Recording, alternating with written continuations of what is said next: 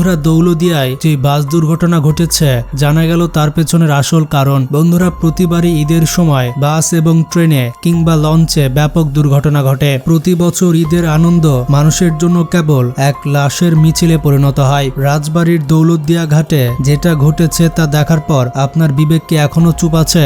যখন চারিদিকে ঈদের খুশি শেষে কর্মস্থলে ফেরার কথা, ঠিক তখনই এক মর্মান্তিক দুর্ঘটনায় 50 জন যাত্রী নিয়ে পদ্মা নদীর গভীরে তলিয়ে গেল একটি বাস। চোখের সামনে এটি ঘটল আর আমরা কেউ কিছু করতে পারলাম না। চোখের পলকে এক একটি পরিবার কিভাবে ধ্বংস হয়ে যায়, আজ সেটির সাক্ষী হলো পুরো দেশ।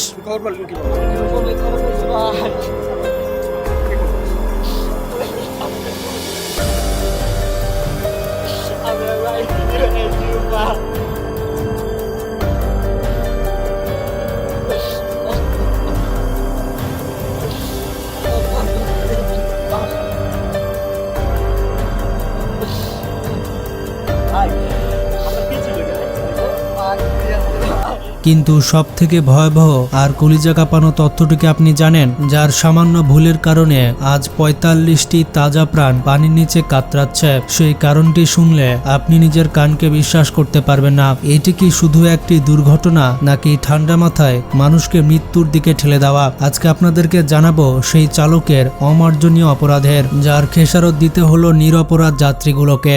বন্ধুরা, বুধবার বিকেলে সোয়া 5টার দিকে দৌলতদিয়া 3 নম্বর ফেরিঘাটে সৌহার্দ্য পরিবহন নামের সেই বাসটি নিয়ন্ত্রণ হারিয়ে সরাসরি পদ্মা নদীতে ঝাঁপিয়ে পড়ে। স্পিড ছিল বেশি, গাড়ির সমস্যা ছিল সারাবার গাড়ির সমস্যা। এক মিনিট আগে আমার ছেলের একটু ডাক দিলাম, তো বাবা নেমে আসো, ও থাকলেও শুয়ে যেত। ভাইরাল ভিডিওতে দেখা যাচ্ছে প্রচন্ড গতিতে পানির দিকে ছুটে যাচ্ছে বাসটি। মুহূর্তের মধ্যে বাসটি নদীর 90 ফিট নিচে তলিয়ে যায়। মারা যাওয়া ব্যক্তিদের মধ্যে একজন রাজবাড়ী সদর হাসপাতালের অবসরপ্রাপ্ত স্বাস্থ্যকর্মী। সেই মহিলার নাম ছিল রেহেনা আক্তার। তার বাড়ি রাজবাড়ীর ভবানীপুর এলাকায়। তিনি বাসটিতে করে ঢাকার মিরপুর বাসায় যাচ্ছিলেন। তার সঙ্গে ছিলেন মেয়ে সাভা, ছোট ছেলে রায়হান এবং তার একমাত্র নাতি। সাভা হচ্ছে ঢাকা মেডিকেল কলেজ হাসপাতালের চিকিৎসক, আর রায়হান ছিল জাহাঙ্গীরনগর বিশ্ববিদ্যালয়ের অর্থনীতি বিভাগের শেষ বর্ষের শিক্ষার্থী।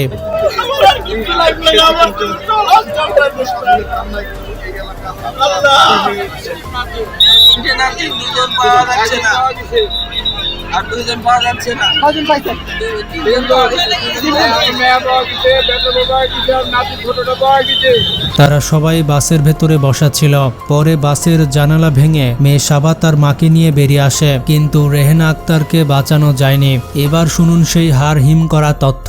বাসটি কেন নদীতে পড়ল? প্রত্যক্ষদর্শী এবং বেঁচে ফেরা যাত্রীদের মতে, বাসটি যখন ফেরিতে ওঠার প্রস্তুতি নিচ্ছিল তখন মূল চালক বাসে ছিলেন না। তিনি সামান্য একটি পান খাওয়ার লোভে বাসের স্টিয়ারিং ছেড়ে বাস থেকে নিচে নেমেছিলেন। আর সে সময় বাসের দায়িত্বে ছিল অদক্ষ এবং লাইসেন্সবিহীন এক হেল্পার। সামান্য এক খিলি পানের নেশা 45টি প্রাণকে নিমিষেই শেষ করে দিল।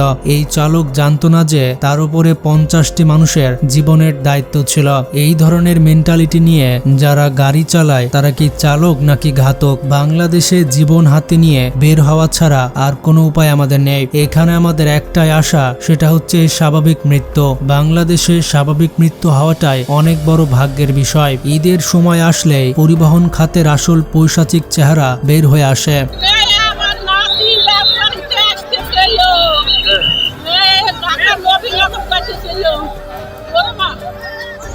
আপনার বাসা কোথায়? আমার বাসা রাজবাড়ী মাসেকাটা।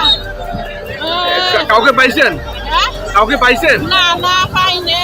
বাসের মালিকরা ড্রাইভারদের দিয়ে বিরতিহীনভাবে গাড়ি চালিয়ে নেয়। ড্রাইভারের সংকট থাকলেও তারা এক ড্রাইভারকে দিয়ে অনেক বাস চালিয়ে নেয়। ড্রাইভারকে কোনো রেস্ট দেয় না। ড্রাইভারদের কোনো ঘুম নেই, কোনো বিশ্রাম নেই। মনে হয় যেন মানুষের জীবন তাদের কাছে শুধুমাত্র টাকার মেশিন। অন্যদিকে ড্রাইভাররাও প্রতিটি টিপ থেকে বেশি টাকা আয়ের আশায় সাধারণ যাত্রীদের জীবনকে তুচ্ছ করে দেয়। কুষ্টিয়ার কুমারখালী থেকে যখন বাসটি ছেড়েছিল তখন যাত্রী ছিল মাত্র 6 জন, কিন্তু পথে চলার সময় সিন্ডিকেট করে 40 সিটের বাসে 50 জনের বেশি যাত্রী তোলা হয়। এমনকি ইঞ্জিনের সিটে বসেছিল প্রায় 4 জন যাত্রী। বন্ধুরা, অতিরিক্ত লাভের নেশায় আজ এতগুলো পরিবারকে চিরতরে নিঃশেষ করে দিল।